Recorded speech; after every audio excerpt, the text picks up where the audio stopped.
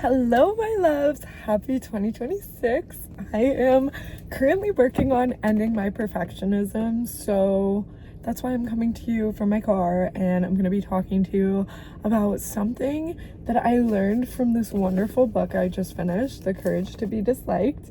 It's very thought-provoking and different from the way that our society operates, so I literally journaled like 20 pages about it. With that being said, let's just get straight into it. I'm going to be talking about the concept of etiology versus teleology. So what do those words mean? Well, to put it simply, etiology is the study of causation. So it's why something occurs. Teleology, on the other hand, is the study of the purpose of a given phenomena, regardless of the cause. I'm going to go ahead and start with the example they use in the book, but then I will give you another example from my own life. So to give you some context, the way the book is written is it's a dialogue between a boy and a philosopher, and I really enjoyed that kind of way of writing because it was very easy to follow.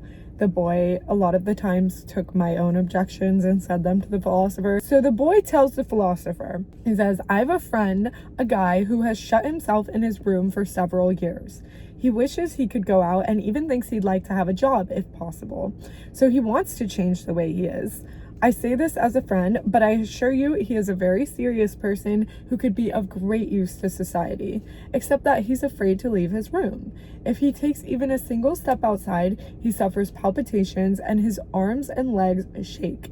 It's a kind of neurosis or panic, I suppose. He wants to change, but he can't." And they're arguing about, can people change? Can they not? The boy thinks that people can't change.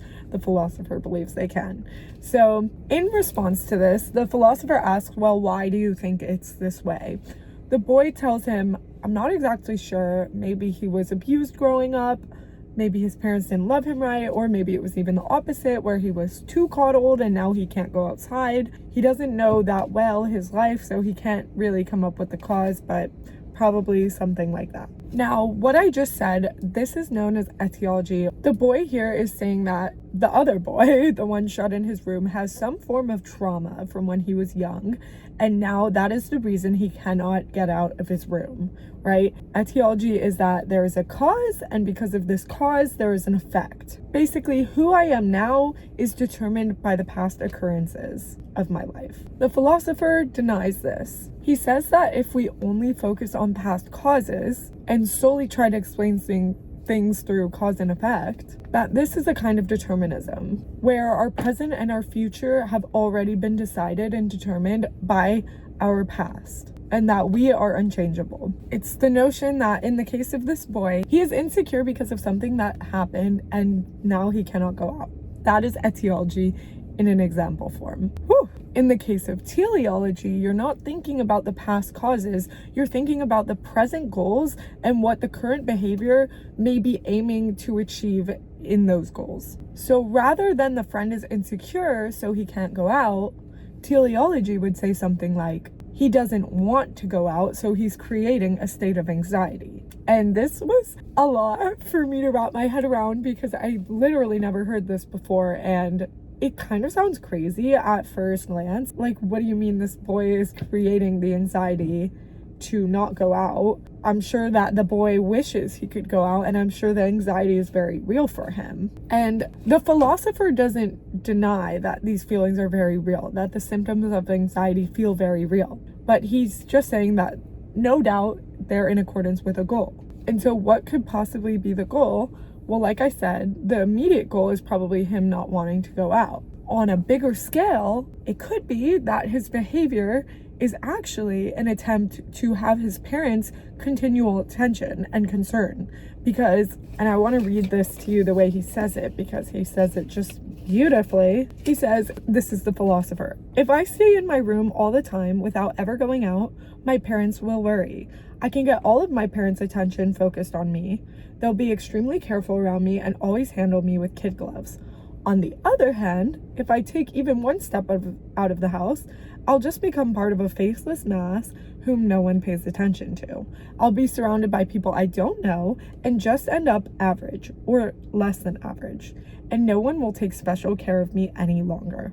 Such stories about reclusive people are not uncommon. So that is an example of teleology. To do a quick recap, etiology, study of causation. In this case, the boy isn't leaving his room because growing up he was abused, or because growing up he was coddled, and so now he's insecure and he can't leave his room.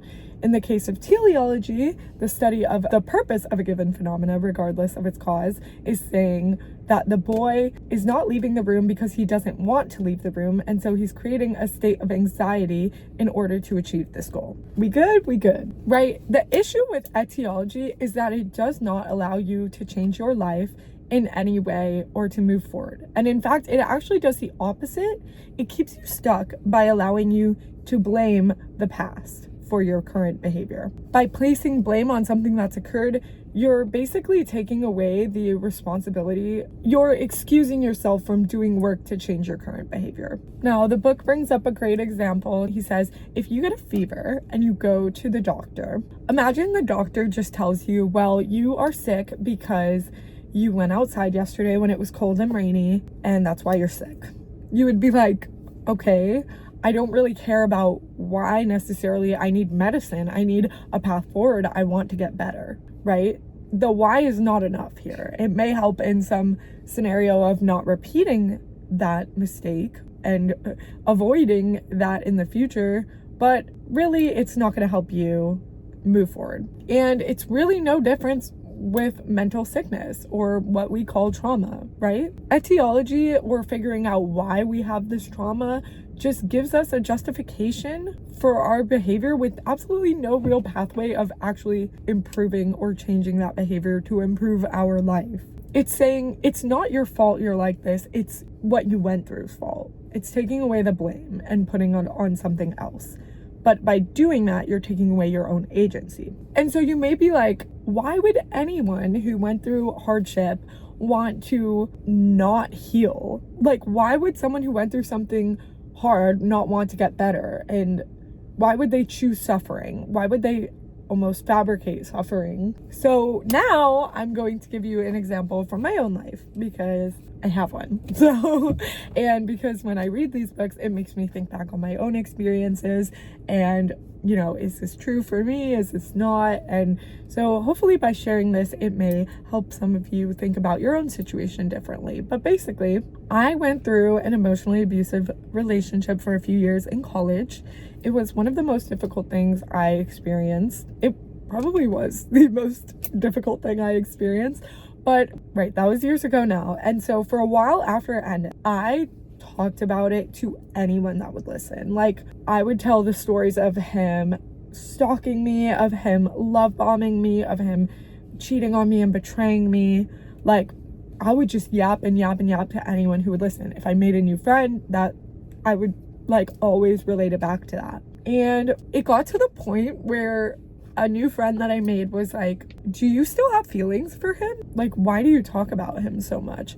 And that honestly put me in a little bit of a spiral, because at this point, no, I did not have feelings for this man. I had a whole nother boyfriend who I loved dearly, right? I never like missed my ex. I never wanted to get back with my ex, but I would talk about him all the time, and my friends thought, do you still like him? Like, what's going on here? And I like literally had to excuse myself and go home, because that like genuinely concerned me so much. I was like, why am I talking about him so much? If I don't like him, if I don't want to get back with him, then why am I talking about it so much? And I really had to like go home, reflect, marinate in that contemplation. And I realized a lot of things, right? I realized that identifying with my trauma served me in a lot of ways. The first is that by identifying with my trauma, I didn't have to truly feel what all of the negative emotions that experience had brought me.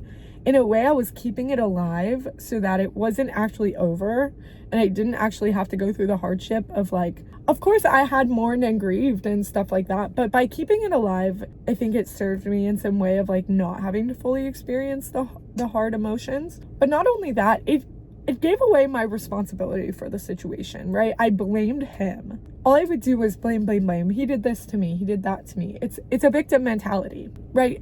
there are payoffs to blame. This is a really important point, and one that I had to get very honest with myself about. I actually also read this in a book, Letting Go by David Hawkins, but there are payoffs to blame, right?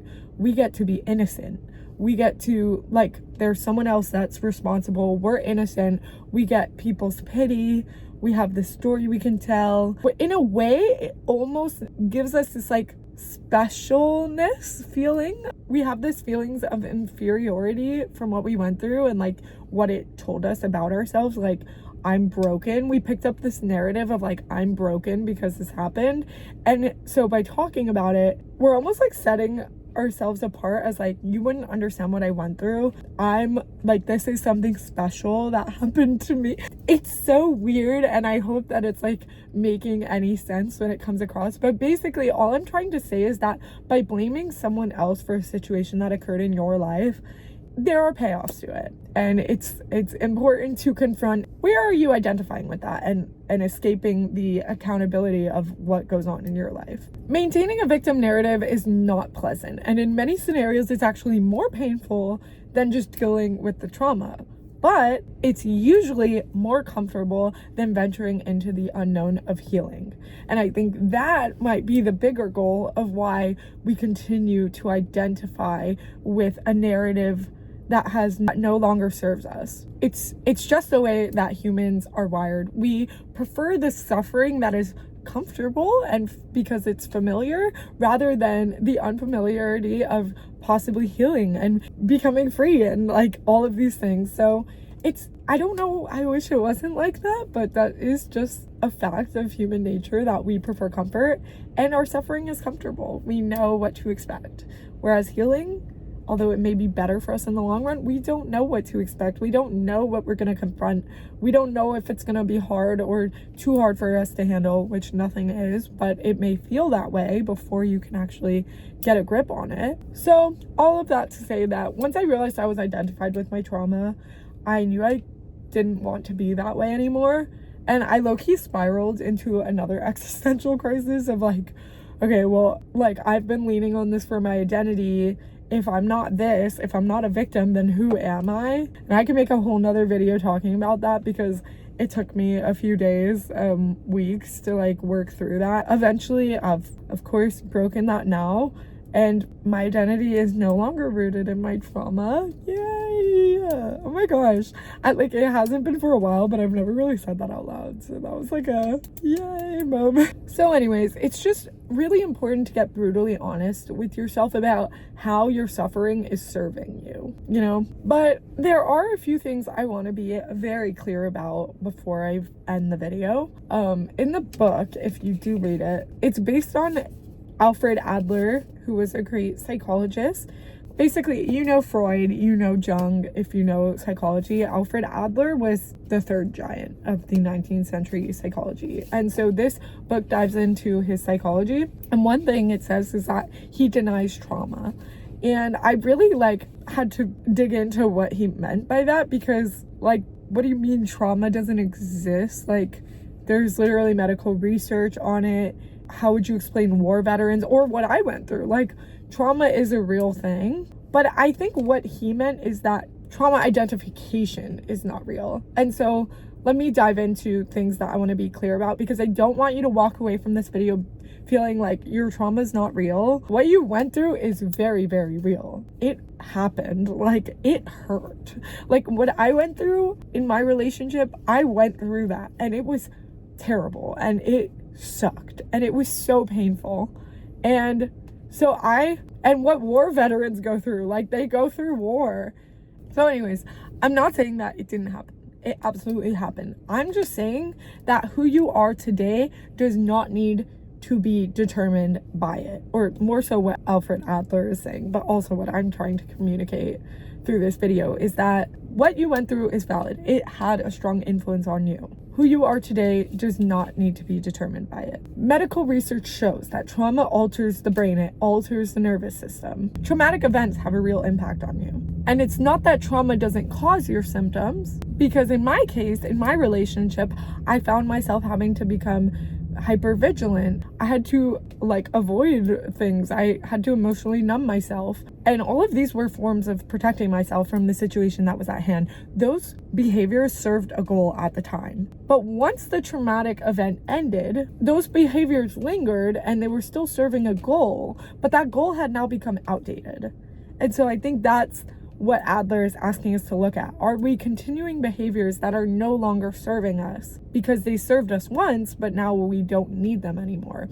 Trauma may be the origin of your behavior and your adaptations to survive and protect yourself, but it's no longer the cause of your current limitations. If you are limited today and you are no longer in that traumatic event anymore, that is a choice that you are making that is serving you in some way, serving your goal in some way, even if that goal isn't what you want. So I hope that makes a little more sense in helping you kind of examine in yourself where you're keeping stories alive that aren't serving you and you'd like to actually switch the goal, because you can switch the goal and your behaviors will switch. A lot of times traumatic events give us a narrative, as I said earlier, mine basically input in my subconscious that I'm broken because of what happened. A lot of other things like love means betrayal. I'm not worthy of love, blah, blah, blah, blah, blah. All these terrible, horrible stories that I don't truly consciously believe. And by remaining in that belief and identifying with that belief and the trauma, you're basically removing any hope of healing. You're freezing your identity. You're stuck.